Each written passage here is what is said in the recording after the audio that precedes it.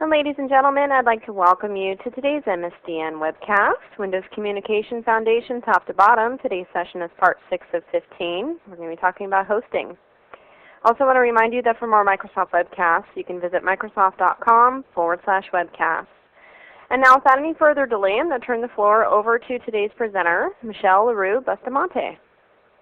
Thank you, and welcome everybody. We're here to talk about hosting specifics of WCF, and just to sort of do a short recap, this is part 6. Before this point, what I've done is talked about an introduction to WCF architecture and service-oriented architecture.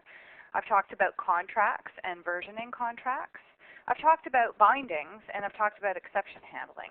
And so if you are not familiar with WCF up until now in terms of having some background, you might want to look at those webcasts and then review this one again if things get to be a bit deep.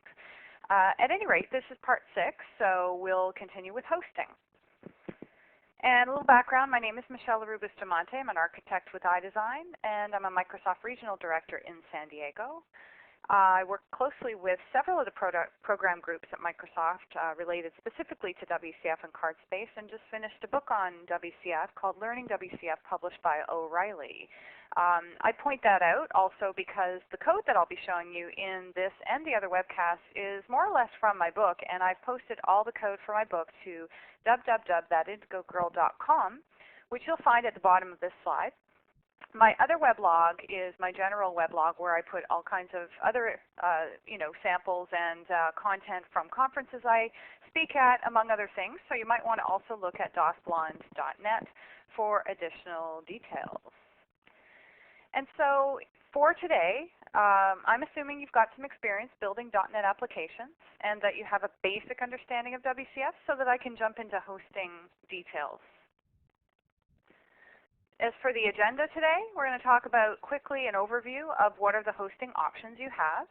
And of course, in earlier presentations, I've already given you some demonstrations regarding hosting your services. Otherwise, we wouldn't have been able to demonstrate anything. But I'm going to review some of those ideas as I go through the options. We're going to talk about self-hosting, and then I'll get into the actual hosting environments of IIS and Windows Activation Service, so that we can compare and contrast those choices. Then we'll talk a little bit about Windows applications and Windows services. And essentially, as I go through all of this, I'm planning on giving you some tips on when you might use each hosting environment. So let's start with just an overview.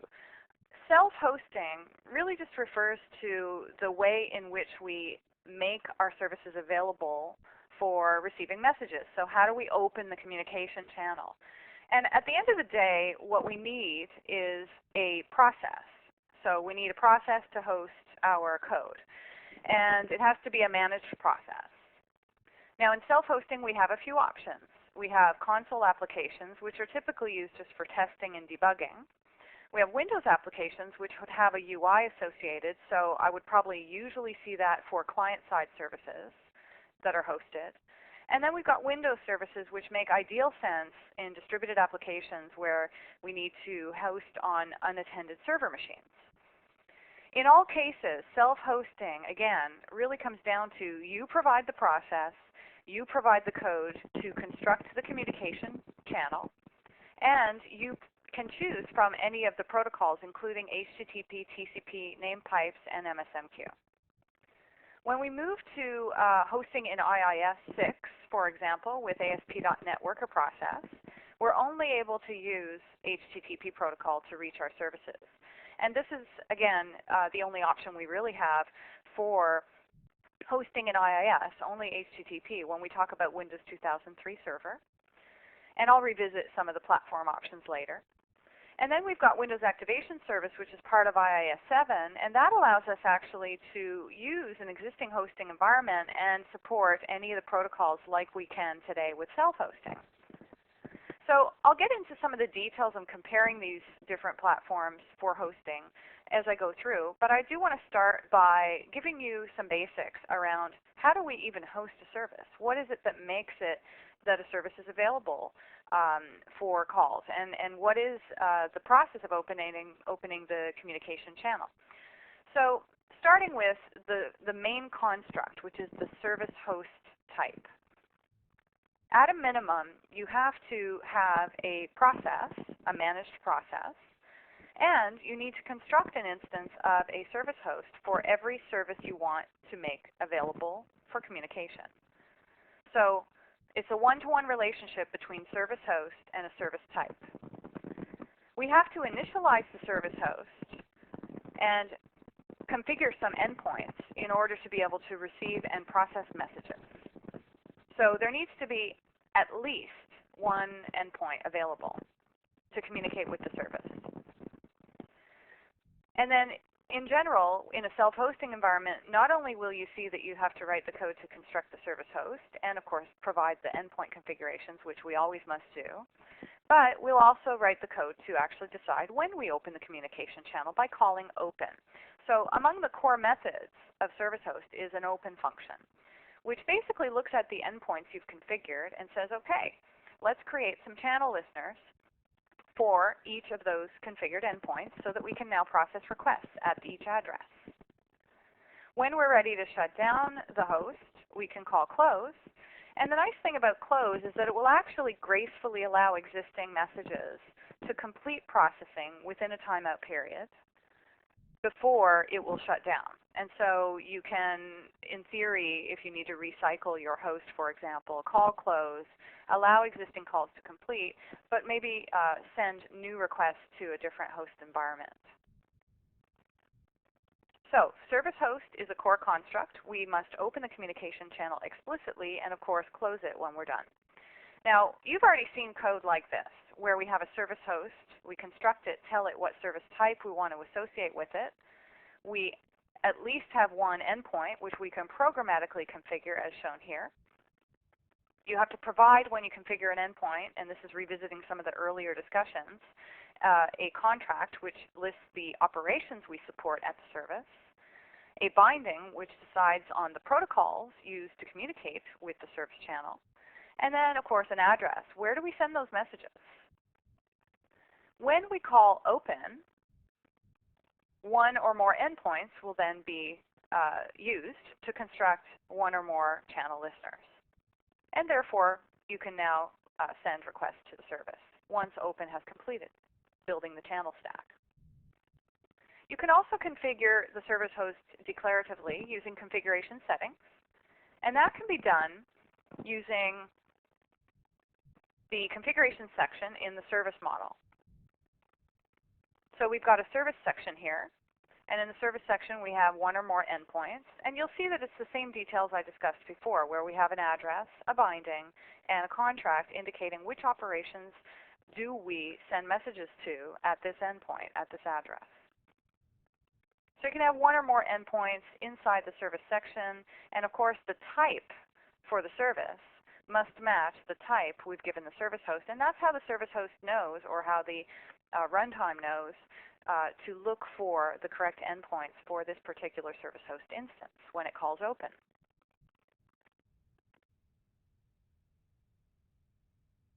Now, let's just go through a quick review. And what I'm going to do is go through some self-hosting demonstrations and discuss a couple of other things you might care about. So I'll start by just talking about this particular solution. And this solution here has a couple of projects. The first I want to talk about is Hello Indigo. This is a class library. And this library has a service defined inside of it. So here is my contract with a single operation. And if we scroll down a little bit, you can see that I've implemented that contract on this particular service. And the functionality, of course, is relevant to this discussion, but I'm just going to return a string indicating we got the message. Now, a couple of things I want to point out here. One is that typically your service library is separate from the business logic you call down to, because you might need to reuse the business logic in other ways. Now, in a true service-oriented architecture, you probably won't, because you're trying to limit access to business functionality from the service tier. But it's still good practice to decouple the service library from the business functionality in the event that sometime down in the future you end up making business functionality accessible through some other way or some other mechanism. Let's say you needed to, for backward compatibility, support a COM+ enterprise service component, and that would allow you to do so. So it's just good practice to decouple that. The other thing I want to point out is that the service library, Hello Indigo here, represents something that I really haven't defined. Where am I hosting the service? What are the endpoints, right? So I'm decoupling my service description and that functionality from the hosting environment on purpose so that I can decide later if I want to host this in IIS, WAS, or in a console for testing. So what you'll see here is that I can compile this particular assembly separately, and there's my service. I'm done. And when we're ready to deploy, we go to the host. Now in this case, I have a pre-existing host that I created, and this host doesn't have any code yet, but basically what it is a console application providing me with a process. So what I'm going to do is construct the service host. So I'm going to create a service host instance, and I'm going to provide it with the service type, which is Hello Indigo service. And the point of the using statement is that at the end, after we close the console, it's going to call dispose on the service host, which ultimately calls close and gracefully allows any processing requests to complete. Now, of course, at some point in here, I have to call host open, but in order for this to work, I need to configure at least one endpoint before I call open. Now, if I'm not using configuration, then I can use add service endpoint, which requires me, like we talked about before, to provide a type. And in this case, I'm going to provide the interface Hello Indigo service. Imagine if I had more than one service contract, I can choose which set of operations I'm making available here. And then I'm going to provide a protocol, new net TCP binding. And then I'm going to provide an address, which in this case I'm going to say net.tcp localhost. Let's call it 9000, and Hello Indigo service, which is my target endpoint. Now I've added a service endpoint before I call open, and when I run this host, that will make this particular channel listener will be constructed when we call open, and then I'll be able to send messages. Now, in this example, I'm already assuming that you remember some of the discussion we had around generating service references. So I already have client code with an application configuration and a client endpoint that goes to the same address. And that's going to construct the proxy correctly with the endpoint to hit. When we construct the proxy, it'll go find that default endpoint. And then I'm going to call Hello Indigo and pump out to the console the results. So the client's already ready to go. So what I'll do is I'll go ahead and run the host first. And once the host is up and running, I'll run the client.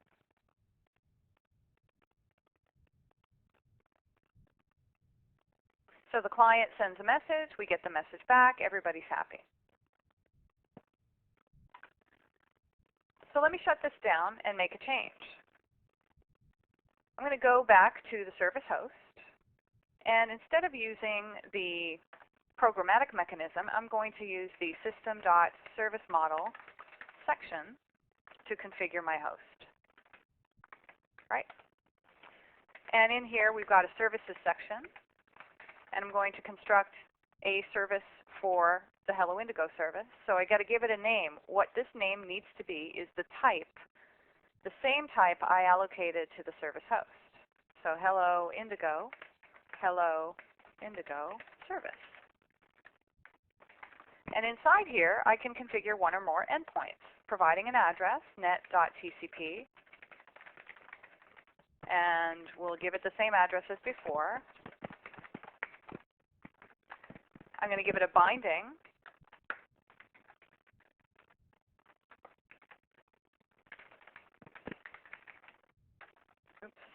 Binding is what I'm looking for here. Net TCP binding, same as the programmatic initialization. And then I'm going to give it a contract. And the contract is going to be Hello Indigo, Hello Indigo service. And there's my endpoint, the one and only. Because it's the same as what I've got in the host here, of course now I can comment out this add service endpoint, but if I wanted to combine some programmatic and declarative, it is possible to do so. What will happen is when the service host is constructed, it's going to read the configuration section, and then of course it'll run your code before it calls open. Now let's go ahead and run the host again, and then I'll run the client again. And same result should ensue because we've basically just changed the way we configured. And there it is. We use the configuration instead of code. Now, another thing I want to point out is that you can also configure the host section and add base addresses. And so let's say I wanted to, I know I'm using TCP communication here, so what I want to do is provide a base address for all TCP endpoints, net.tcp, localhost 9000, let's say. So I'm basically selecting a port, if you will, where I would like to expose all the endpoints of TCP for this particular service. That means that my service address can be relative, and I can remove the netTCP prefix. If I leave it there, it'll just be redundant. And if I want to provide a different port for a particular endpoint, I can always override by supplying the full scheme for the URI. But the point is that if I have multiple endpoints, maybe there's multiple contracts, for example, having a base address just makes it easier to move from, let's say development to staging to QA to production. There's only one place to modify, and it keeps everything centralized on that against that port. So relative addressing is always a good idea. And this sort of makes it behave similar to a virtual directory in IIS, where we have a base address, which is the actual virtual directory. We'll see that when I get to an example. This will run and execute just as happily as before. So I just changed it so that it used a base address, but essentially I have the same result. So I can run the client, everything's good, and there it is. Okay, so just a couple of pointers, tips about allocating the service assembly separate from business and hosting. Certainly configuring the host either in code or using configuration, which is usually the way. The association between the service host type and the configuration section, and the use of base addresses. So with that, I'll just continue along. A couple other things you might be wondering is, what if I have more than one service and I'd like to have endpoints for each of them exposed in the same process? Then I can do that by constructing more than one service host, as shown here, initializing each of them with their associated with service type, which implies that it will go to a different configuration section for each of these. Then I can call open. Of course, the configuration sections will be read first. And this try finally is just illustrating that instead of using the using statement, I can use try finally, same results, and it will close and dispose of the host when we're done. The configuration section, if you have multiple services, might look like this. The only one issue to point out here is that I have a typo. It should say 8001 for service B because you can't open the same port twice. So I have two service sections, each of them a different service type. Each of them can have any number of addresses or endpoints. Another thing you might care about is that there are service host events that you can hook. So while the service host is opening, you get an event right before that's taking place, and then one for the completion of opening.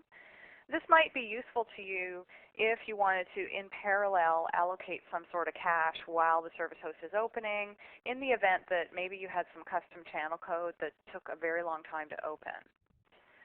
And then the same thing goes for closing. If you want to be notified when closing starts so you can clean up some resources, then you might want to hook that event. Faulted might be more interesting in the sense that then you would know when there has been a fault at the service, and you can possibly notify administrators and so forth. Likewise, unknown message received might be an interesting way to notify administrators if it's happening repetitively. Let's say they're not monitoring unknown messages at the firewall router, then this would be an application-based way that you can trap that there are some callers that are maybe repeatedly trying to do a denial of service attack by sending unknown messages, and you can block those IP addresses. So how do you hook events? It's just basic delegate syntax. This is the C# syntax. In VB, you're using add handler. And so host vaulted, adding an event handler to that particular event, and then, of course, the code will execute when the event takes place. And yet another thing that you might care about. The service host is a very powerful being in the sense that it holds the entire service description. It's responsible for generating the service description. When I talk about service description, I'm referring to the WSDL, for example. That is the contract that clients use to generate proxies. Now, of course, there's a default mechanism used to generate a description. And usually, the description includes everything from the service types to the endpoints exposed, the service type to the endpoint exposed, the protocols being supported, and all of the data contracts, the information about the data contracts that are used to pass messages, right? But in addition, there's this other thing called a behavior. And behaviors, which we've seen before in earlier webcasts, refer to certain mechanism in the service model for how it handles when requests are received, for example, how are requests processed.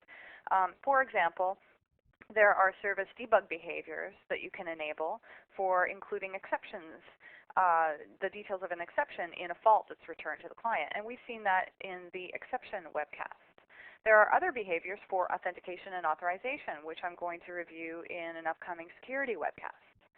There are other behaviors for throttling, which I talked about in a throttling webcast in this series. And so what you'll find is programmatically, you can access the initial configuration of each behavior by doing a find on the behaviors collection of the description.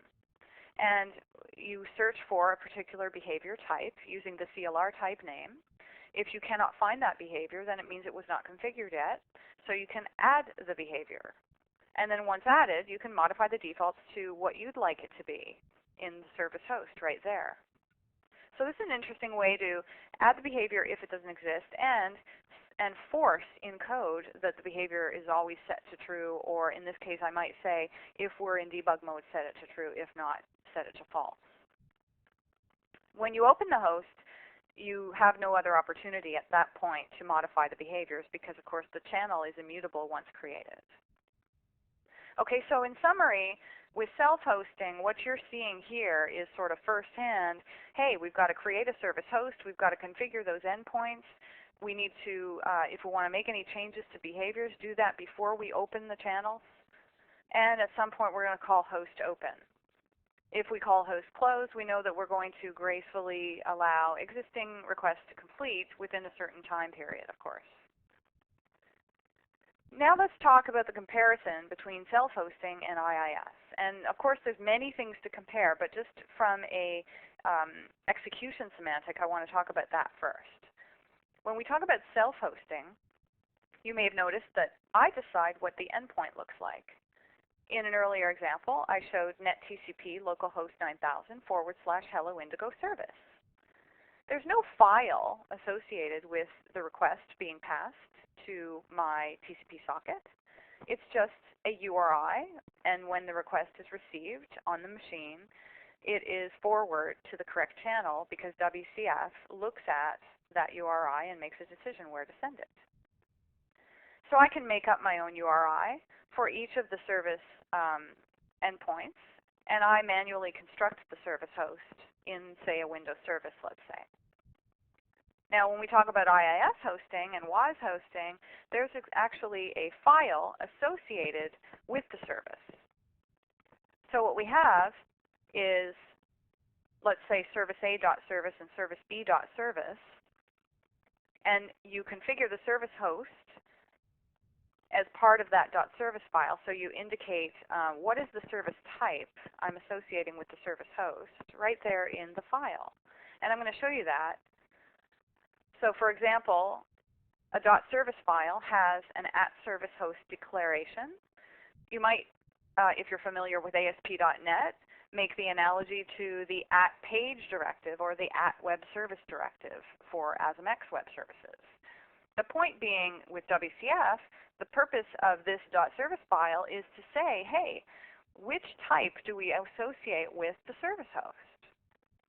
So you have a .service file associated with a service type. That means WCF is responsible for constructing and opening the service host channels for you. You don't have to write that code. The .service file replaces the need to do that. That's because we have something called message-based activation with our IIS and WAS hosted services. I'll talk about that a little bit more later too. So instead of all of the other goo that I had to write to open the service host, we just provide the endpoints as before. So I'll go through an example to illustrate that. So I'm going to go back to that sample that we were already running. And what I'm going to do is add a new project. It's going to be a new host for the service. So I'm going to create actually a new website. So I'm going to create a new website. And that's going to be a WCF service website. So we're going to call this IIS host. And that's going to generate for me a project directory. And it's going to also create the virtual directory in IIS, or the virtual application, called IIS host. Now it's also generated for me some sample code with a service contract and a service.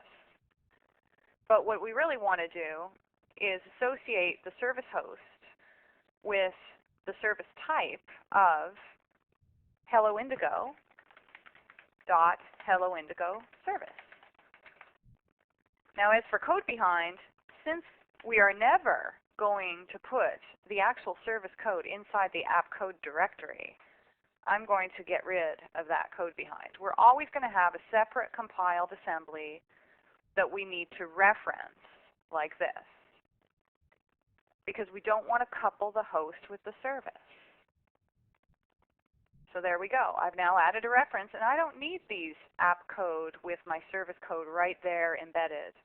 So we're just going to get rid of that. We're not using those. We have a reference to HelloIndigo.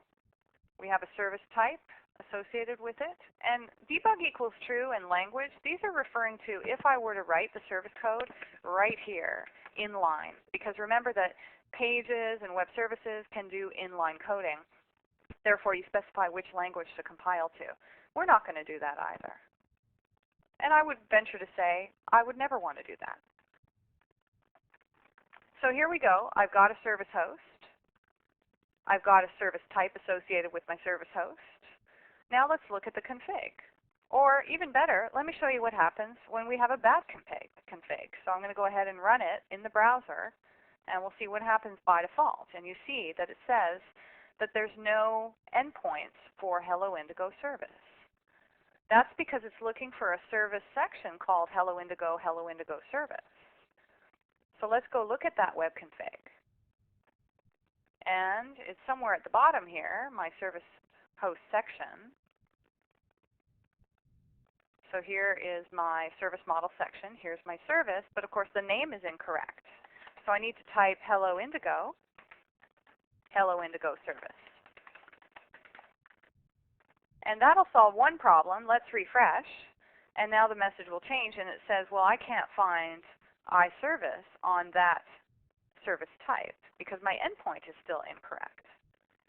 My endpoint is saying that the interface is iService, but it's actually HelloIndigo service. As for the address, notice it's empty. By default, the address to send messages to is actually the .service endpoint. So let's just leave that alone for a moment. And then the binding here is a web service binding because we're doing IIS, so it has to be HTTP. So this is going to use WS HTTP binding by default. We've already seen metadata exchange. It's been enabled so that I can generate a proxy, but we're not going to need to do that in this particular case. So now let's refresh, and I should get my help page for the service, and away we go. So everything's happy. The address for the service is localhost, or in this case, my machine name, IIS host, service.service. Why? Because it's the service file name that we're hitting. So let's go to that client, shall we? And in the client config, let's actually comment out this endpoint. And let's create another one.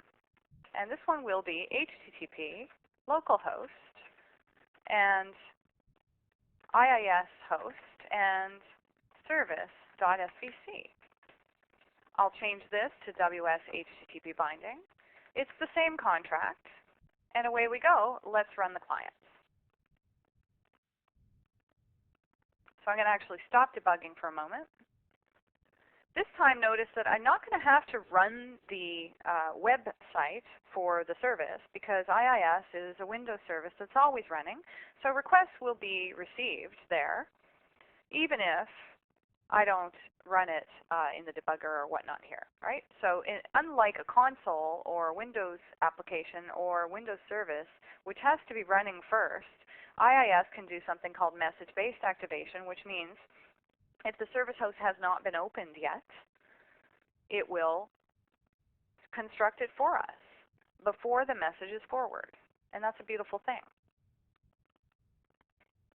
That also means that I can change configuration settings after the fact, and those configuration changes will be reflected by new instances of the service host that get activated because of the change, as opposed to self-hosting where I would have to restart the host process to make that possible.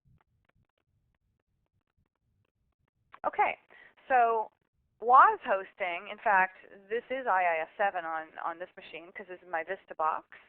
And if I were to take it one step further, with WAS hosting, I can set up some configuration for IIS so that in my web config, guess what? I could also support TCP endpoints. It won't work right here out of the box. I do have to run some scripts to make that possible. And I have a sample included with the book that illustrates, that has some command line scripts that you can run to get the sample working, which will also help you understand how to use app command and the things you need to do. And I do walk you through that also in the book, so you can take a look at that lab. Now, let's talk a little bit about the architecture. So, if we think about IIS 6, requests come in, messages, and the first stop is HTTP sys, which is the kernel mode construct that basically receives messages and is able to queue them here while waiting for your application worker processes to be started. So in other words, if these were to not be started, then the DubDub service is responsible, of course, for knowing what's the app pool supposed to look like, and making sure that a worker process, when requests come in, gets queued up. And of course, the request queue waits for each application pool that it's associated with. So if the request coming in is going to pool A, then it will go over here to this request queue. If it's over to pool B, then it comes over here. And again, waits for the application worker process to be started up. Now, in terms of pooling, that's one of the benefits of hosting with IIS, is that you could say things like, well, look, these are reporting services.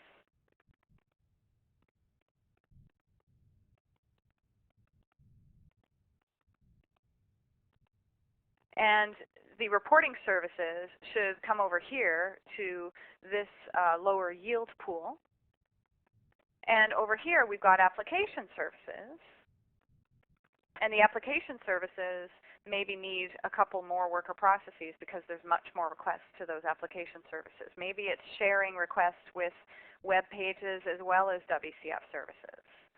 So the idea being you're using IIS to configure the application pool according to your needs to offload requests to the right pool. If for some reason the app pool is not up, the request will queue because of the kernel mode HTTP sys.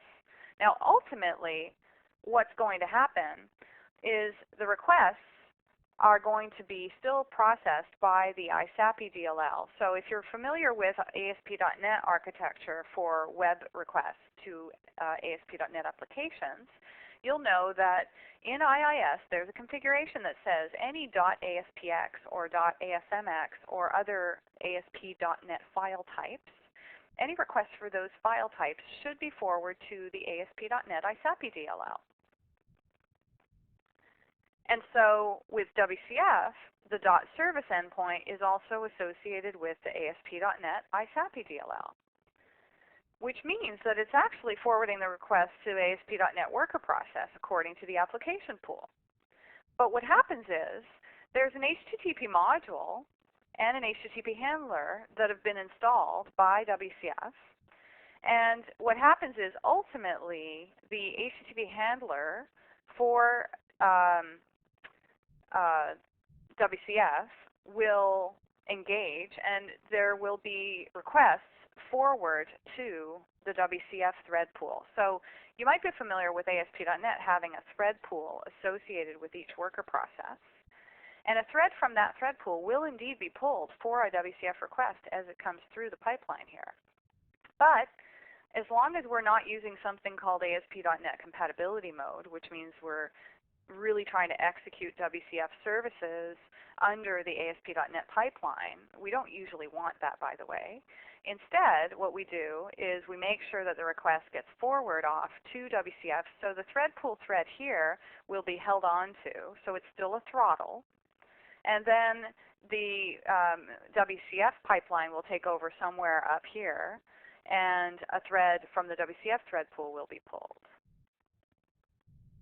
At the end of the day, the point is that there is a .service mapping that puts us into the ASP.NET pipeline, but because of this special module and handler, which detect whether or not we are in ASP.NET compatibility mode or not, will determine whether we use the ASP.NET thread pool thread or whether we hang on to it and forward to WCF to finish the work.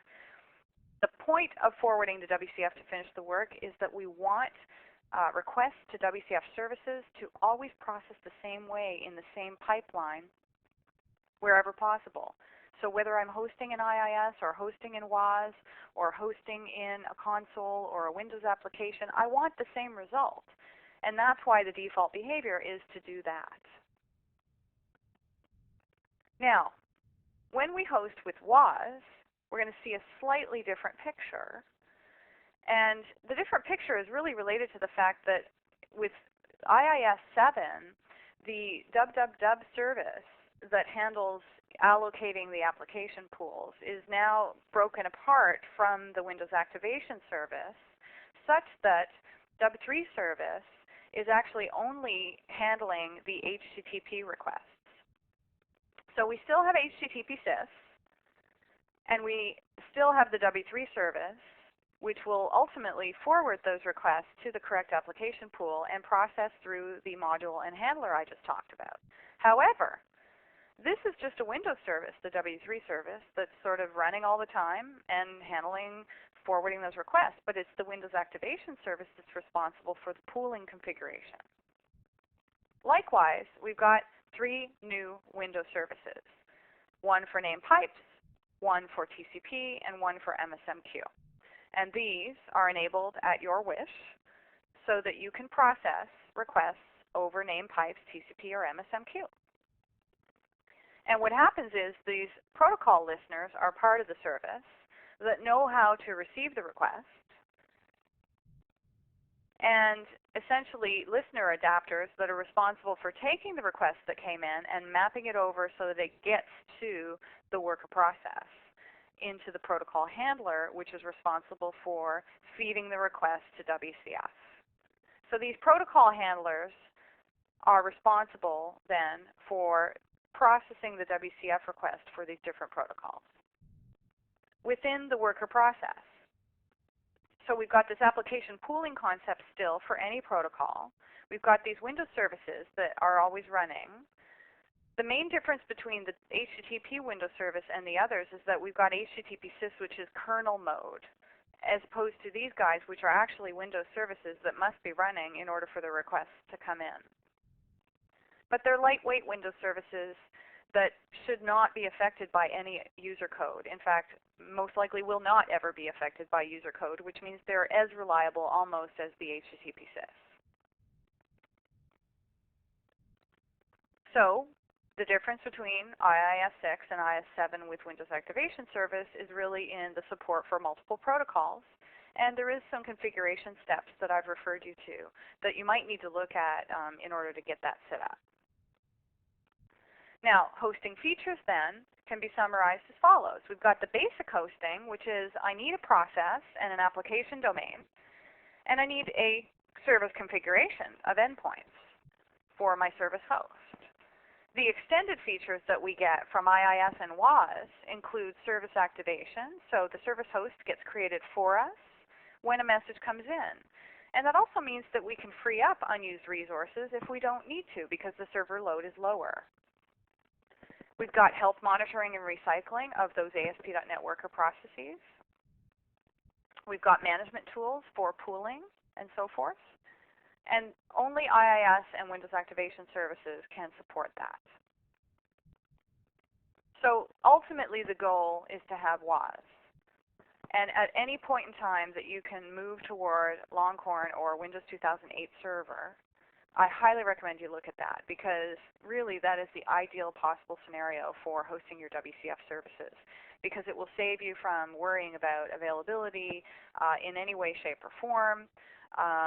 And it will give you all of these tools for application pooling and so forth for any protocol. And that's a beautiful thing. So let's now talk about something different. So I've talked about self-hosting, but I only showed you a console, which is the best use for console, of course, is just I'm testing. In terms of IIS and Windows Activation Service, again, they look very similar in the sense that there's a .service file, and you've seen how that works. Now, let's talk a little bit about Windows applications and whether or not you would use Windows applications to host your services. So that implies it's got a Windows message pump. It's a Windows Form or WPF application.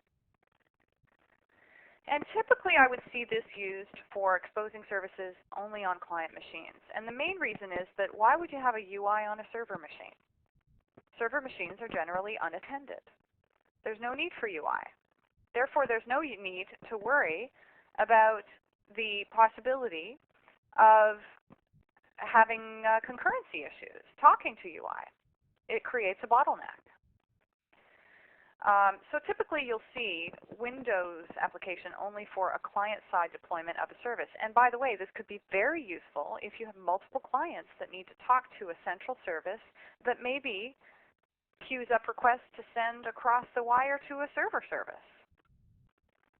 So in order to do this, we need to be aware of the synchronization context of our services. And what that means is, do our services process requests on the UI thread or not? Do they go through the message pump or not? So it really depends on a couple things. One is, where do you write the code to open the service host? That will affect whether or not your service processes requests on the UI thread or not. The other thing is that your services can be configured to prevent joining the UI thread. So I'll talk about that. Let's just sort of review the possibilities first. So the idea is that if I open the service host, before we open the UI thread, so before I create a form, let's say, then services will actually run on a new thread. They won't be processed on the UI thread, which means now, by the way, as requests come to the service, each of those has a different thread, and to talk to the UI, I need to go through synchronization. If I'm on the UI thread when I open the service host, then the service will join the UI thread always. And the only way to avoid that is if you turn off synchronization. And I'll talk about that attribute in a minute when I do a demo. The idea is that if the UI thread has already been created, okay, if it has not been created, then it doesn't matter what the synchronization context of the service is, we will always have a new thread for every request. When we have a UI thread already created and synchronization is true, which is the default, then I'm always going to join the UI thread for requests. If the UI thread's been created but we turn off synchronization, then we will always get a new thread for requests. Now, what I really care about is, am I on the UI thread or not? Is it okay if I'm ever on the UI thread? And what are the implications if I'm not on the UI thread because I need to talk to controls on the form from each request? So that's the issue, right? So what I'm going to do is go through a little demonstration of that. And so I'll actually start by showing this little hosting demo. And just to sort of start from scratch here, let's see. Oh, I'm sorry. I went to go to my Windows host demo. So let's see what we've got. I've got a service. And right now, the service contract implemented here is using the default behavior for synchronization context. This is a property of the service behavior. It's by default set to true, so I'm just showing you that. And I'm allowing multiple threads to come into the service so that I can basically illustrate some points regarding concurrency. And then, of course, really what I'm going to do is show you what thread did this come in on and did I join the message loop or not. So there is my service. And those are more or less the defaults, like I said, for synchronization. Now, let's look at the Windows program. Here is my service form, which I'm calling the service controller. There's currently no code in the form, really. There's some functionality for, do you want to shut down for sure? Are you sure? And then I've got, in the main program, I've got a service host being constructed as a static. And the reason it's static is because I want to access that also on application exit. So I'm actually hooking the event handler for application exit, constructing the service host, opening the service host before I create the form, which means I don't have a UI thread when open is called, which means I will, by default, not be running on the UI thread. When we exit the application, I'm going to call close on the service host to shut down gracefully any threads that are executing. That's it. So let's take a look at how this works. Give it a run. And we'll call the service a couple times. And what you can see is message loop is false, and I'm getting a different thread for every call. Right? So I can close the service. Yes, I want to close. And then it won't shut down until I have actually shut down each of those threads. Okay, so let's just play around with this a little bit. What if I call service host open a little bit later? And we'll call the service a couple times. And, oh, I think probably was not started yet. Just 1 second. Make sure everything's running before we start clicking away. Where was I? Okay, so we've got constructing the service host, running the form, and that's fine. Okay, so we'll run that again.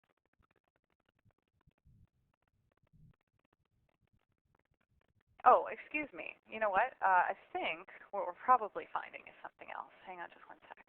Let's just, I was going to move this a different way, but I think that's basically what I've done is I've been playing around with that and not remembering that I'm not going to reach that host open, so the service is not listening. So let's do what I originally planned to do rather than what I just did here on the fly. Okay, so what my intention was is to illustrate what happens if we construct the service host in a different location. So what I'm going to do is I'm going to get rid of the application exit hook.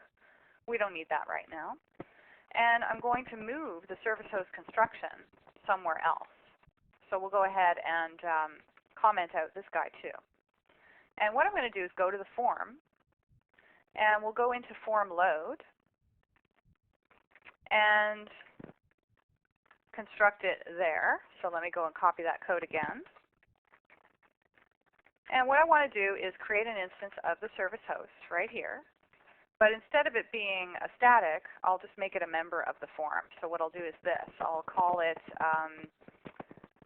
service host. We'll construct it here.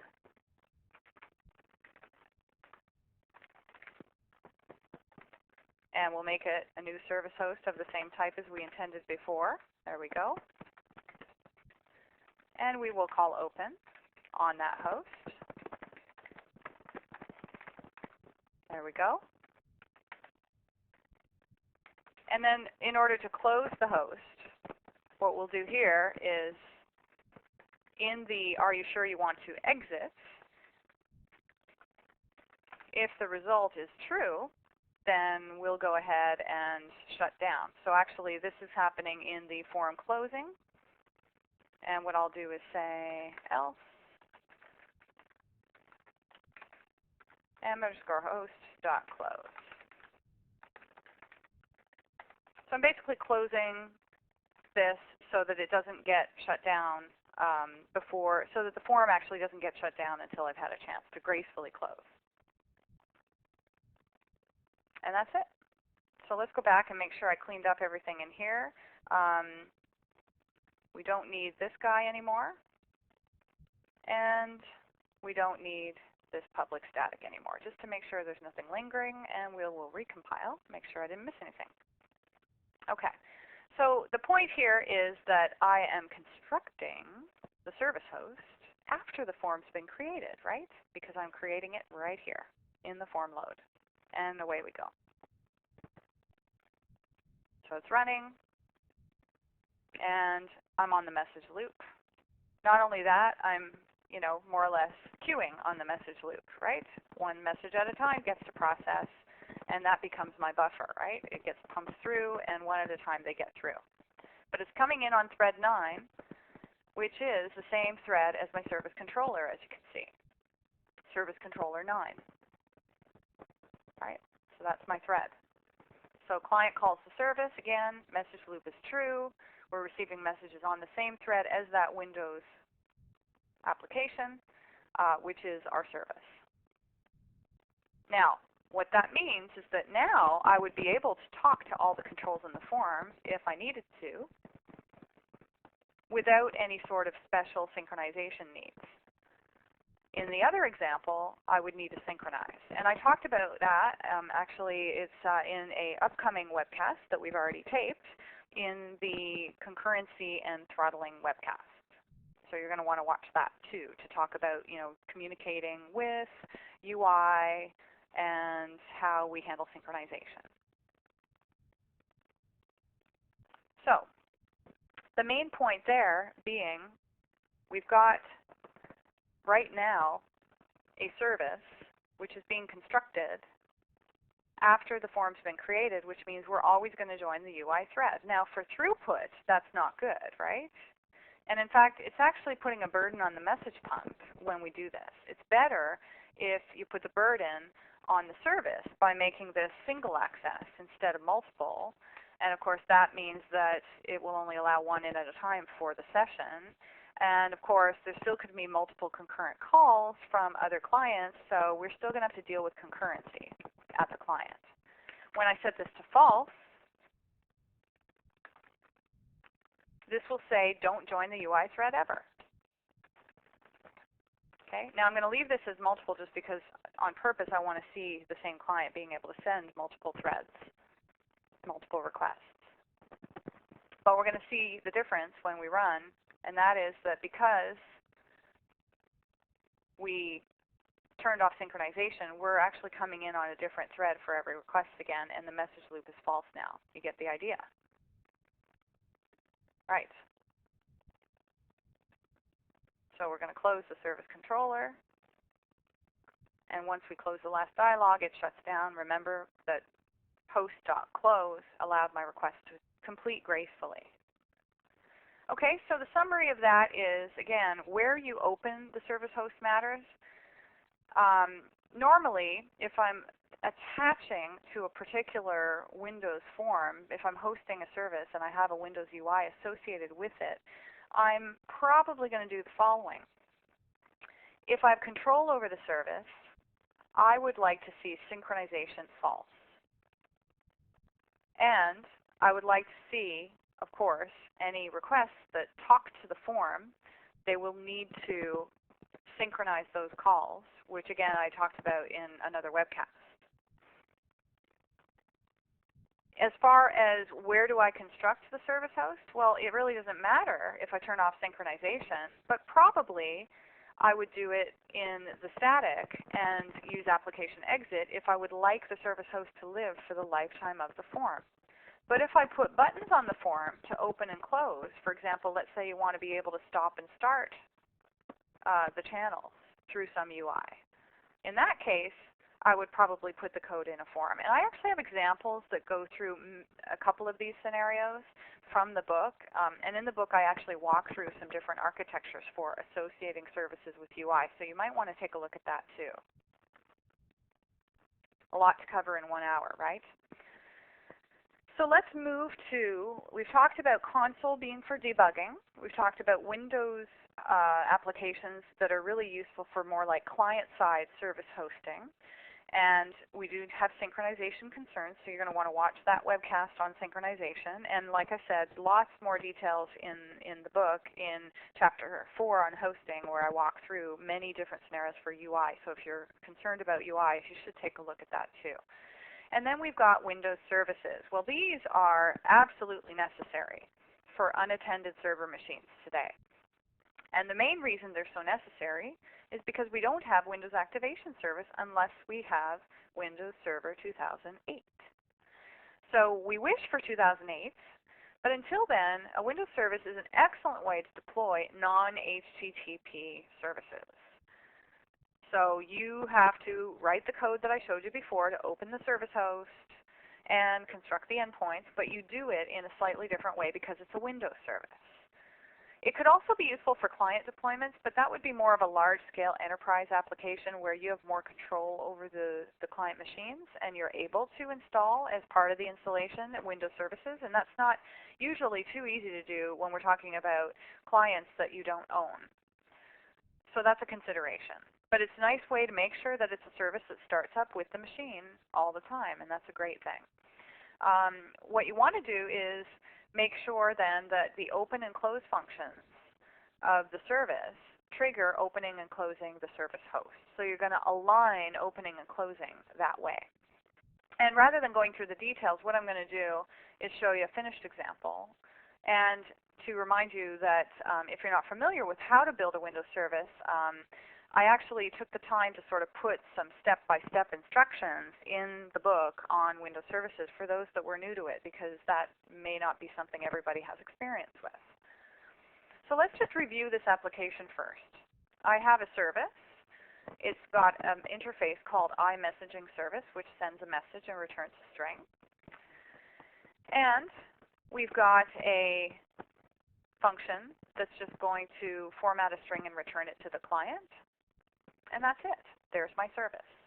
Now, where do I host this service? Well, I'm going to host it in a Windows service, which, again, there are templates for creating these. I'm not going to walk through all the steps. But at the end of the day, the main thing in a Windows service is that you have a service-based type. You're going to construct the service host, but you're not going to initialize it until you get the onStart call. And with the onStart call, you will initialize the service host, hook any events you care about, and open. The application configuration file is the same app config that you would expect. It goes in the same directory as the Windows service wherever you deploy it. So you have the usual, right? A service section, a base address, and your endpoints, right? So on start, we open up the service host, and on stop, we close the service host. Set it to null, start over. That's it. So it's just the location of where you open and close the service host that really changes. Now I also have a Windows installer associated with this Windows service and some instructions that say how to install the Windows service. And I've already gone through the process of compiling the Windows service and running this command prompt that you see here, which is basically a call to install util, which runs the Windows Service installer. And then that adds the Windows Service to my services list. As you can see here, messaging service host _ event log. It's not started yet, so let's start it. And now the service has been started. And so let's go back to the client, and let's run the client. And the client doesn't look any different than any other client. You add a service reference, and that's the deal. So let's call the service, and we get the message back. Wonderful.